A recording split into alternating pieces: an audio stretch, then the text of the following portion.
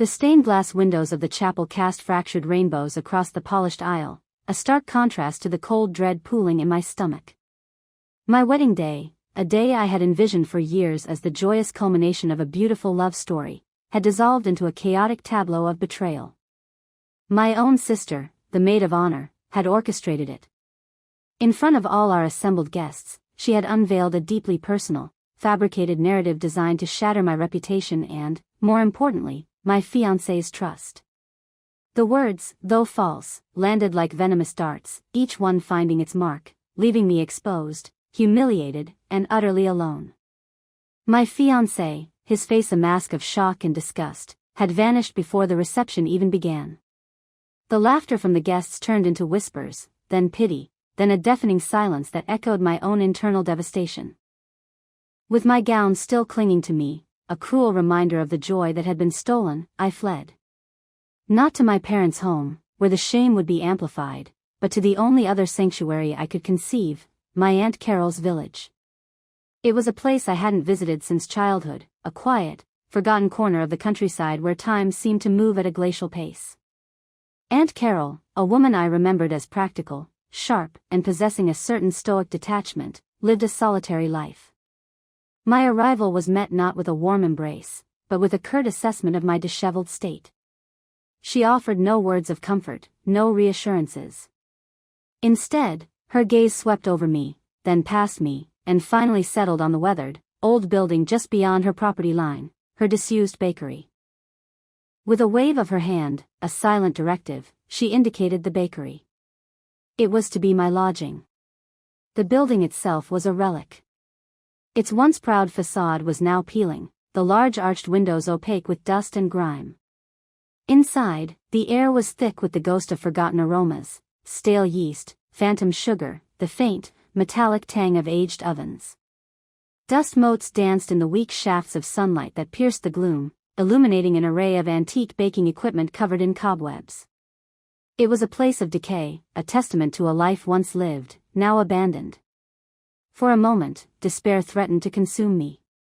But as I stood there, amidst the desolation, a strange sense of purpose began to stir within me. This was not just a refuge, it was a blank canvas. The following weeks were a blur of activity, a desperate attempt to outrun the memories that clawed at me. I threw myself into the restoration of the bakery. My hands, usually accustomed to delicate tasks, learned to wield scrub brushes, sandpaper, and paint rollers. I cleaned away years of neglect, coaxing life back into the dormant space.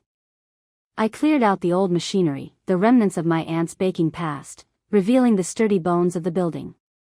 I discovered old crates tucked away in corners, filled with forgotten provisions and peculiar tools. In the dusty recesses of a forgotten pantry, beneath a pile of moth-eaten sacks, I found a small, heavy metal box. It was intricately carved, old, and locked. A thrill of anticipation, a spark of curiosity entirely separate from my grief, ignited within me.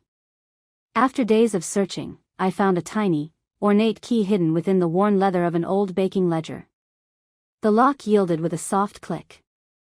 Inside, I found not just old recipes, but a collection of journals, written in my aunt's familiar, elegant script, dating back decades.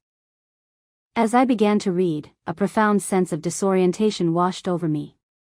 The journals detailed a life I never knew my aunt had lived. They spoke of clandestine meetings, of coded messages exchanged with individuals whose names meant nothing to me, of journeys to places I'd only ever seen on maps. The entries hinted at a clandestine operation, a parallel existence that ran beneath the surface of her quiet village life. There were mentions of deliveries, of special orders, and of a significant legacy that was to be preserved.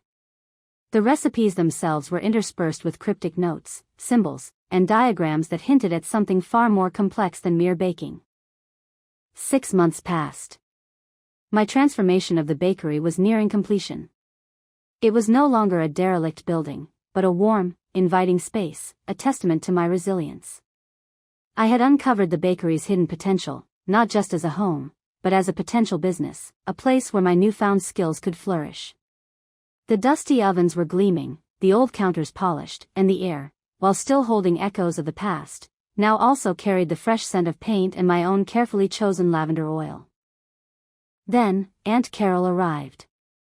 She drove up in her usual sensible sedan, her expression the same practical, unreadable mask I remembered. She had come, she had stated in a brief, detached call, to finalize the sale of the property.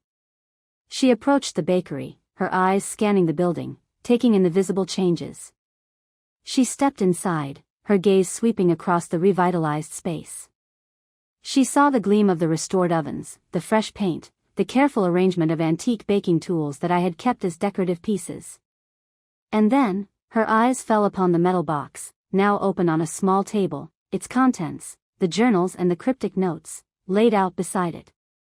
Her face, usually so composed, underwent a visible shift.